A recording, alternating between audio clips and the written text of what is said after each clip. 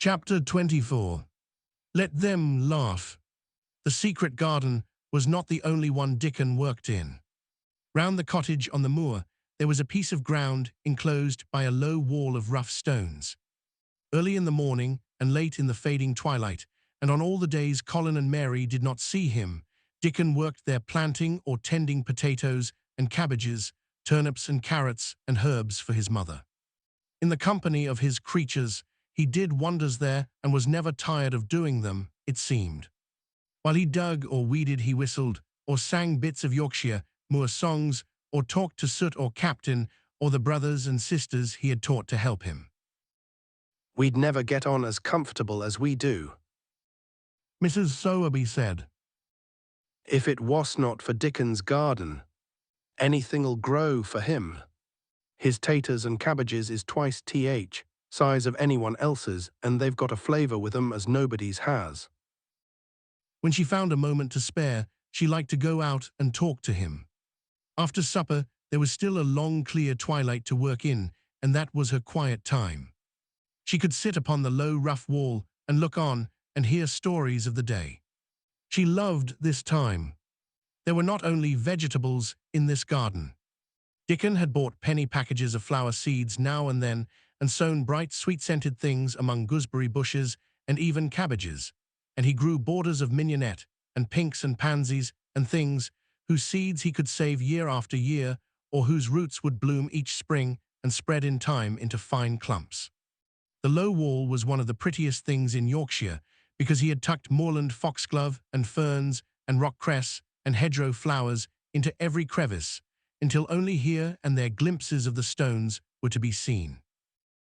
"All a chap's got to do to make 'em thrive, mother," he would say, "is to be friends with 'em for sure.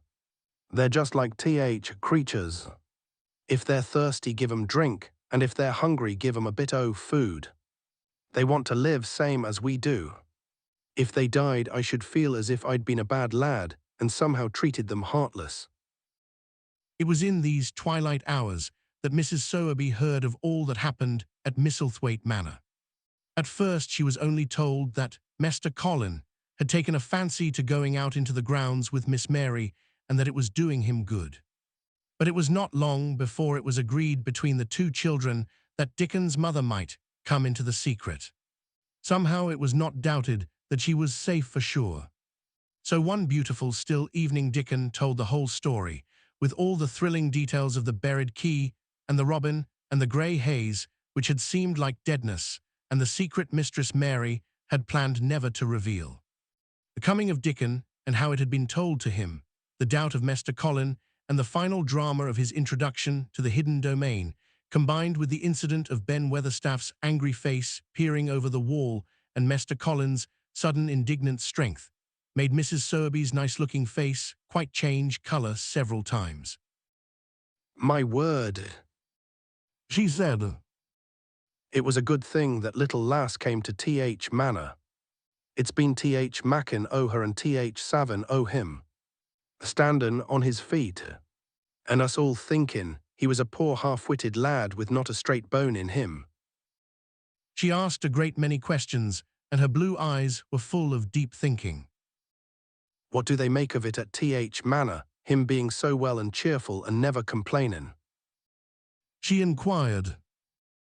"They do not know what to make of it. Every day as comes round his face looks different. It's fillin' out and does not look so sharp and waxy colour is goin'. But he has to do his bit o' complainin'." With a highly entertained grin. "What for I mercy's name?" asked Mrs. Sowerby. Dickon chuckled.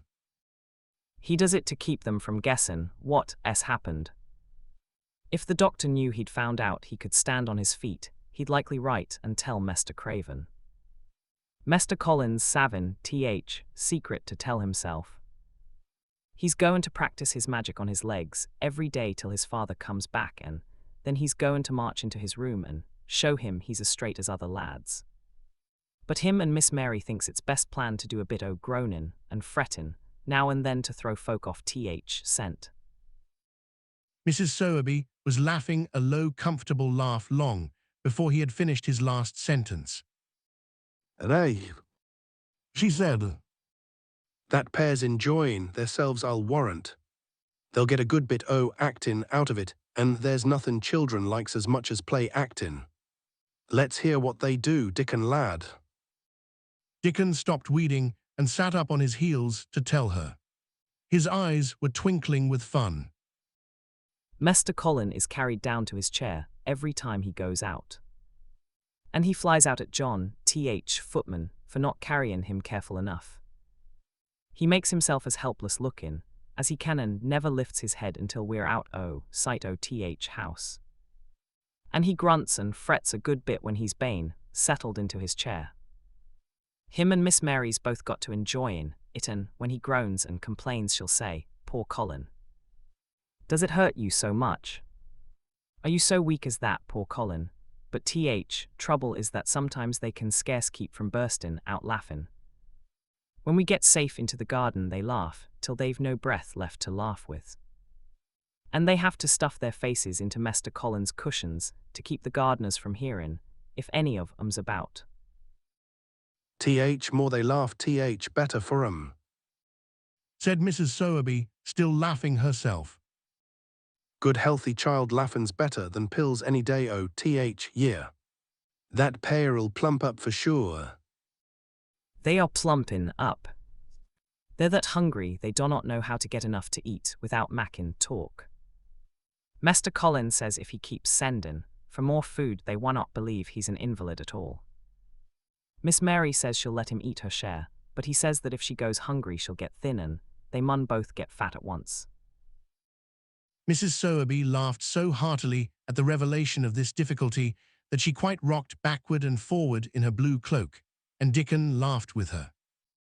"I'll tell thee what, lad," Mrs. Sowerby said when she could speak. "I've thought of a way to help 'em. When Thar goes to 'em in mornings, Thar shall take a pail o' good new milk, and I'll bake 'em a crusty cottage loaf or some buns wi' currants in 'em, same as you children like. Nothing's so good as fresh milk and bread. Then they could take off edge o' their hunger while they were in their garden, and fine food they get indoors I'd polish off corners." Mother, what a wonder Thar art. Thar always sees a way out o' things. They was quite in a pother yesterday. They did not see how they was to manage without ordering up more food. They felt that empty inside. "They're two young uns growing fast, and health's comin' back to both of 'em. Children like that feels like young wolves, and food's flesh and blood to 'em," said Mrs. Sowerby. Then she smiled Dickon's own curving smile. But they're enjoying theirselves for sure," She said. She was quite right, the comfortable, wonderful mother creature, and she had never been more so than when she said their play actin' would be their joy. Colin and Mary found it one of their most thrilling sources of entertainment. The idea of protecting themselves from suspicion had been unconsciously suggested to them first by the puzzled nurse and then by Dr. Craven himself. "Your appetite is improving very much, Master Colin," the nurse had said one day. "You used to eat nothing, and so many things disagreed with you." "Nothing disagrees with me now," replied Colin, and then seeing the nurse looking at him curiously, he suddenly remembered that perhaps he ought not to appear too well just yet. "At least things do not so often disagree with me. It's the fresh air." "Perhaps it is," said the nurse, still looking at him with a mystified expression. "But I must talk to Dr. Craven about it." "How she stared at you," said Mary when she went away. "As if she thought there must be something to find out." "I will not have her finding out things," said Colin. "No one must begin to find out yet." When Dr. Craven came that morning, he seemed puzzled also. He asked a number of questions, to Colin's great annoyance. "You stay out in the garden a great deal," he suggested. "Where do you go?" Colin put on his favorite air of dignified indifference to opinion. "I will not let anyone know where I go," he answered. "I go to a place I like. Everyone has orders to keep out of the way. I will not be watched and stared at." You know that. You seem to be out all day, but I do not think it has done you harm. I do not think so. The nurse says that you eat much more than you have ever done before. Perhaps, said Colin, prompted by a sudden inspiration, perhaps it is an unnatural appetite. I do not think so, as your food seems to agree with you, said Dr. Craven. You are gaining flesh rapidly, and your color is better. Perhaps I am bloated and feverish, said Colin, assuming a discouraging air of gloom. People who are not going to live are often different. Dr. Craven shook his head. He was holding Colin's wrist, and he pushed up his sleeve and felt his arm. You are not feverish, he said thoughtfully, and such flesh as you have gained is healthy. If you can keep this up, my boy, we need not talk of dying. Your father will be happy to hear of this remarkable improvement. I will not have him told. Colin broke forth fiercely. It will only disappoint him if I get worse again, and I may get worse this very night. I might have a raging fever. I feel as if I might be beginning to have one now. I will not have letters written to my father. I will not. You are making me angry, and you know that is bad for me. I feel hot already. I hate being written about and being talked over as much as I hate being stared at. Hush, my boy, Dr. Craven soothed him. Nothing shall be written without your permission. You are too sensitive about things. You must not undo the good which has been done. He said no more about writing to Mr. Craven, and when he saw the nurse, he privately warned her that such a possibility must not be mentioned to the patient. The boy is extraordinarily better, he said. His advance seems almost abnormal. But of course, he is doing now of his own free will what we could not make him do before. Still, he excites himself very easily, and nothing must be said to irritate him. Mary and Colin were much alarmed and talked together anxiously. From this time dated their plan of play acting. I may be obliged to have a tantrum, said Colin regretfully. I do not want to have one, and I'm not miserable enough now to work myself into a big one. Perhaps I could not have one at all. That lump does not come in my throat now, and I keep thinking of nice things instead of horrible ones. But if they talk about writing to my father, I shall have to do something. He made up his mind to eat less, but unfortunately it was not possible to carry out this brilliant idea when he wakened each morning with an amazing appetite, and the table near his sofa was set with a breakfast of homemade bread and fresh butter, snow-white eggs, raspberry jam, and clotted cream. Mary always breakfasted with him, and when they found themselves at the table, particularly if there were delicate slices of sizzling ham sending forth tempting odors from under a hot silver cover, they would look into each other's eyes in desperation. I think we shall have to eat it all this morning, Mary, Colin always ended by saying. We can send away some of the lunch and a great deal of the dinner. But they never found they could send away anything, and the highly polished condition of the empty plates returned to the pantry awakened much comment. I do wish, Colin would say also, I do wish the slices of ham were thicker, and one muffin each is not enough for anyone. It's enough for a person who is going to die, answered Mary when first she heard this, but it's not enough for a person who is going to live.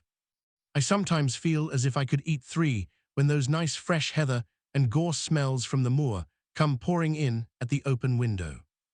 The morning that Dickon, after they had been enjoying themselves in the garden for about 2 hours, went behind a big rosebush and brought forth 2 tin pails and revealed that one was full of rich new milk with cream on the top of it, and that the other held cottage-made currant buns folded in a clean blue and white napkin, buns so carefully tucked in that they were still hot. There was a riot of surprised joyfulness.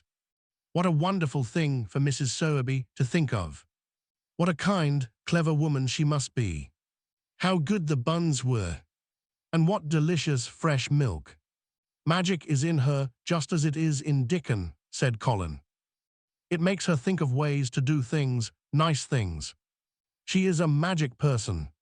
Tell her we are grateful, Dickon, extremely grateful. He was given to using rather grown-up phrases at times. He enjoyed them. He liked this so much that he improved upon it.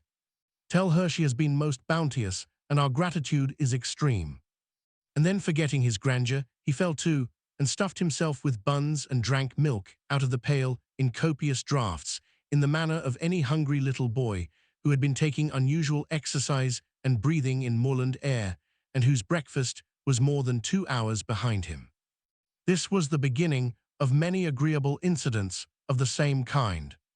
They actually awoke to the fact that as Mrs. Sowerby had 14 people to provide food, for she might not have enough to satisfy 2 extra appetites every day. So they asked her to let them send some of their shillings to buy things.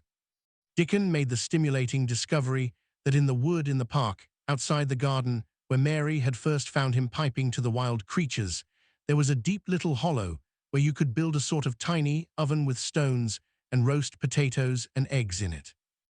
Roasted eggs were a previously unknown luxury, and very hot potatoes with salt and fresh butter in them were fit for a woodland king, besides being deliciously satisfying.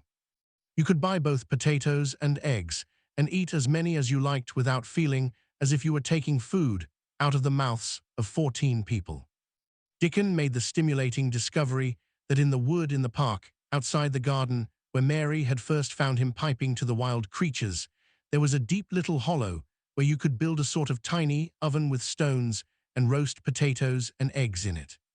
Roasted eggs were a previously unknown luxury, and very hot potatoes with salt and fresh butter in them were fit for a woodland king, besides being deliciously satisfying.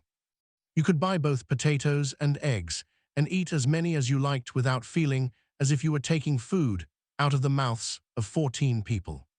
Every beautiful morning, the magic was worked by the mystic circle under the plum tree, which provided a canopy of thickening green leaves after its brief blossom time was ended. After the ceremony, Colin always took his walking exercise, and throughout the day he exercised his newly found power at intervals. Each day he grew stronger and could walk more steadily and cover more ground. And each day his belief in the magic grew stronger, as well it might.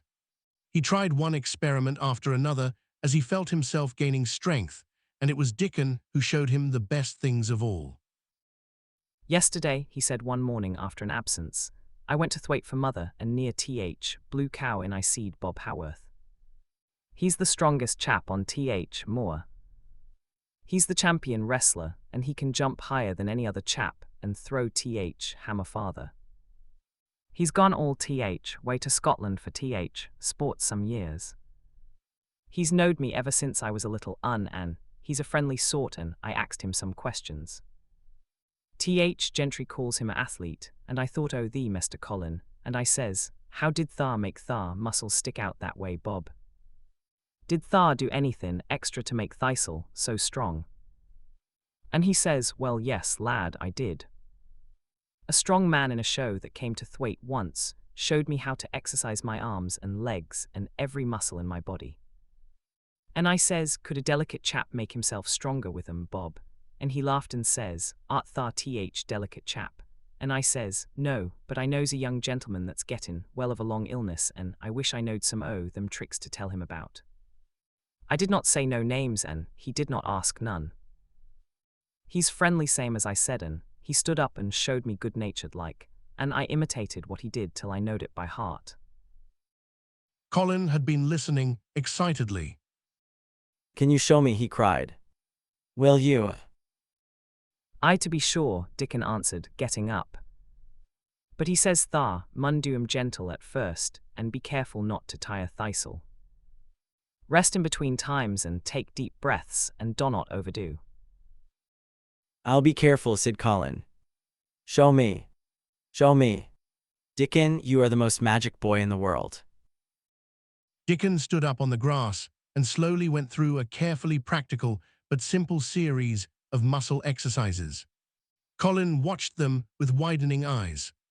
He could do a few while he was sitting down. Presently he did a few gently while he stood upon his already steadied feet. Mary began to do them also. Soot, who was watching the performance, became much disturbed and left his branch and hopped about restlessly because he could not do them too. From that time, the exercises were part of the day's duties, as much as the magic was. It became possible for both Colin and Mary to do more of them each time they tried, and such appetites were the results that but for the basket Dickon put down behind the bush each morning, when he arrived they would have been lost. But the little oven in the hollow and Mrs. Sowerby's bounties were so satisfying that Mrs. Medlock and the nurse and Dr. Craven became mystified again. You can trifle with your breakfast and seem to disdain your dinner if you are full to the brim with roasted eggs and potatoes and richly frothed new milk and oat cakes and buns and heather honey and clotted cream. "They are eating next to nothing," said the nurse. "They'll die of starvation if they cannot be persuaded to take some nourishment. And yet see how they look." "Look," exclaimed Mrs. Medlock indignantly. I'm moithered to death with them. They're a pair of young Satans, bursting their jackets one day and the next turning up their noses at the best meals cook can tempt them with. Not a mouthful of that lovely young fowl and bread sauce did they set a fork into yesterday, and the poor woman fair invented a pudding for them, and back it sent. She almost cried. She's afraid she'll be blamed if they starve themselves into their graves. Dr. Craven came and looked at Colin long and carefully. He wore an extremely worried expression when the nurse talked with him and showed him the almost untouched tray of breakfast she had saved for him to look at. But it was even more worried when he sat down by Colin's sofa and examined him. He had been called to London on business and had not seen the boy for nearly 2 weeks. When young things begin to gain health, they gain it rapidly. The waxen tinge had left Colin's skin, and a warm rose showed through it. His beautiful eyes were clear, and the hollows under them and in his cheeks and temples had filled out. His once dark, heavy locks had begun to look as if they sprang healthily from his forehead and were soft and warm with life. His lips were fuller and of a normal color. In fact, as an imitation of a boy who was a confirmed invalid, he was a disgraceful sight. Dr. Craven held his chin in his hand and thought him over. "I am sorry to hear that you do not eat anything," he said. "That will not do. You will lose all you have gained, and you have gained amazingly. You ate so well a short time ago." "I told you it was an unnatural appetite," answered Colin. Mary was sitting on her stool nearby, and she suddenly made a very queer sound which she tried so violently to repress that she ended by almost choking. "What is the matter?" said Dr. Craven, turning to look at her. Mary became quite severe in her manner. "It was something between a sneeze and a cough," she replied with reproachful dignity, "and it got into my throat." But she said afterward to Colin, "I could not stop myself. It just burst out because all at once I could not help remembering that last big potato you ate and the way your mouth stretched when you bit through that thick, lovely crust with jam and clotted cream on it." "Is there any way in which those children can get food secretly?" Dr. Craven inquired of Mrs. Medlock. "There's no way unless they dig it out of the earth or pick it off the trees," Mrs. Medlock answered. "They stay out in the grounds all day and see no one but each other. And if they want anything different to eat from what's sent up to them, they need only ask for it." "Well," said Dr. Craven, "so long as going without food agrees with them, we need not disturb ourselves. The boy is a new creature." "So is the girl," said Mrs. Medlock. "She's begun to be downright pretty since she's filled out and lost her ugly little sour look. Her hair's grown thick and healthy looking, and she's got a bright color. The glummest, ill-natured little thing she used to be, and now her and Master Colin laugh together like a pair of crazy young ones. Perhaps they're growing fat on that." "Perhaps they are," said Dr. Craven. "Let them laugh.